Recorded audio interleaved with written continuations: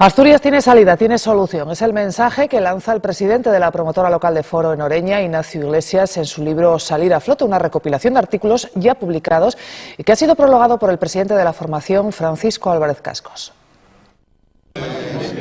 Salir a flote es el título del libro que esta mañana presentaba en sociedad Ignacio Iglesias, abogado y presidente de la promotora local de Foro en el concejo de Noreña. Una compilación de artículos y reflexiones publicados en distintos medios de comunicación con prólogo del presidente de Foro, Francisco Álvarez Cascos, que parten de una provocación, la del propio título, en el que el autor reconoce la necesidad de reflotar a Asturias. Estos ejercicios de sinceridad no lo suele permitir el oficialismo pseudoprogresista que intenta monopolizar en Asturias el pensamiento único, el partido único, el presupuesto único, el periódico único. No lo suele permitir.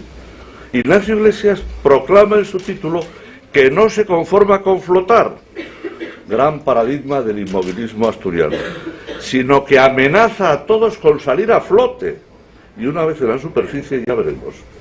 El libro hace un recorrido por el pensamiento político de Iglesias, de fuerte base asturianista, y hace un elogio constante del optimismo que necesitan Asturias y los asturianos para escapar del miedo que, dice, paraliza.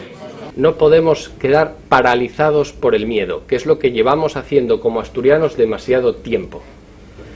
A veces esa parálisis se disfraza de análisis y al final llegamos a la misma conclusión, La parálisis por el análisis, que si la autovía por el centro o por la costa, que si la mina sí, la mina no, que si no sé a qué sector ayudar y a qué sector financiar, que si hay muchos bables. Al final es lo mismo, la conclusión es la misma, no podemos tener miedo.